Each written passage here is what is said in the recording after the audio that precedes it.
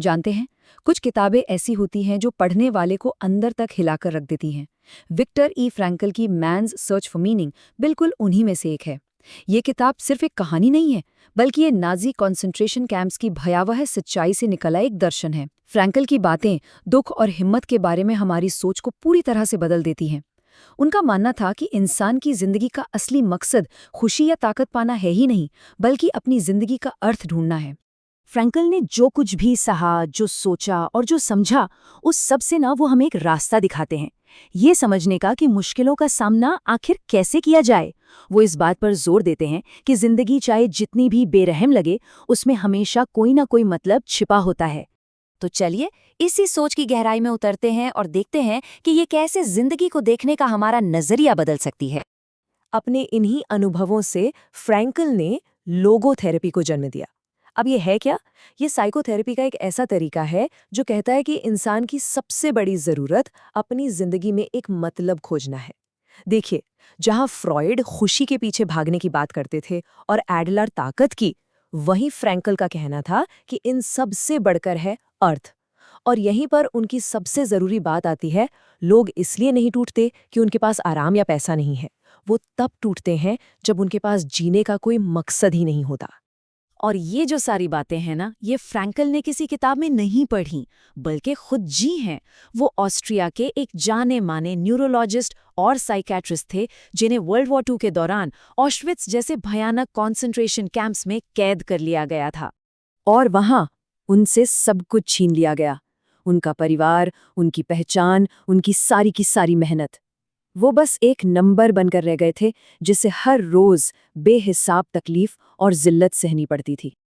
लेकिन उस नर्क जैसी जगह पर भी फ्रैंकल ने एक हैरान कर देने वाली चीज देखी।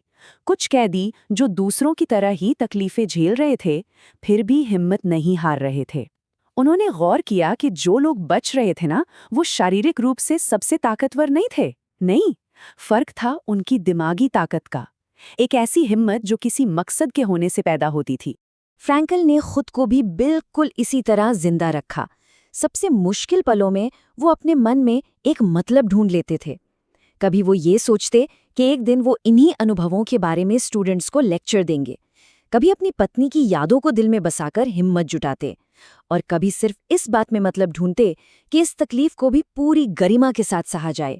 उन्होंने साबित कर दिया कि अगर वजह हो तो मन किसी भी हालात से ऊपर उठ सकता है। और फ्रैंकल के इन्हीं अनुभवों ने लोगोथेरेपी की नींव रखी, जो एक सार्थक जीवन जीने का एक बहुत ही शक्तिशाली तरीका है। तो ये मतलब मिलता कैसे है? लोगोथेरेपी इसके 3 रास्ते बताती है। पहला है काम के जरिए, मतलब कुछ ऐसा बनाना या करना जो मायने रखता हो।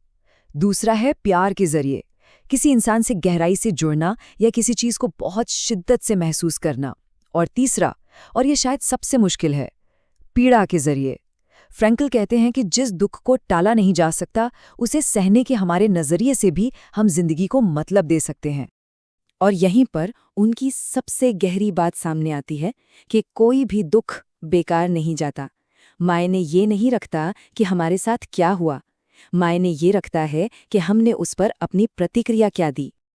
अब सवाल ये है कि फ्रैंकल की ये बातें आज हमारे किस काम की है?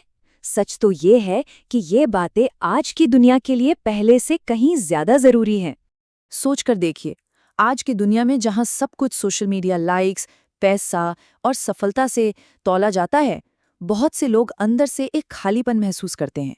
हम खुशी के पीछे भागते हैं, लेकिन अक्सर बाहरी चीजों में, पर ये सब मिलकर भी ना वो कमी पूरी नहीं कर पाते। और यहीं पर फ्रैंकल का दर्शन हमें जोर से झकझोरता है। वो हमें इस पूरी सोच को ही पलटने की चुनौती देते हैं। तो आज हम फ्रैंकवीर से क्या सीख सकते हैं? पहली बात, दर्द तो जिंदगी का हिस्सा है, उसे कोई नहीं टाल सकता, लेकिन उस दर्द को लेकर दुखी रहना है या नहीं, ये हमारी मर्जी है। दूसरी बात, मतलब हर किसी के लिए अलग होता है। जो चीज़ एक इंसान को जीने की वजह देती है, जरूरी नहीं कि वो दूसरे के लिए भी काम करे। और तीसरी बात, हमारी विरासत मायने रखती है। हम दूसरों के लिए क्या छोड़कर जाते हैं, प्यार, अच्छाई या कोई काम, वही हमारी जिंदगी को असली कीमत देता है। तो संदेश सीधा सा है, मुश्किलों से भागो मत, बल्कि उन्हें सीखने का एक मौका समझो। फ्रैंकल हमें एक तरह से खुला न्योता देते हैं कि हम आराम नहीं, बल्कि अर्थ की तलाश करें। अपनी जिंदगी की चुनौतियों को मायूसी से नहीं बल्कि इस उत्सुकता से देखें कि ये हमें क्या सिखाने आई हैं। और आखिर में फ्रैंकल के दर्शन की जो सबसे बड़ी ताकत है ना, वो उसकी सादगी में है। वो कहते हैं कि मतलब खोजना किसी खास परिस्थिति का मोहताज नहीं है। हालात कैसे भी हों, जिंदगी मेहरबान हो या बेरहम, हमारे पास हमेशा एक आज़ादी होती है, और वो आज़ादी है अपने अनुभवों को एक मतलब देने की। हम सिर्फ जिंदगी को झेलते नहीं हैं, सबसे अंधेरे लम्हों में भी फ्रैंकल हमें याद दिलाते हैं कि हम उसे एक नया आकार देते हैं। तो ये विश्लेषण इसी एक सवाल के साथ खत्म होता है, आपके संघर्ष आपको क्या सिखा सकते हैं?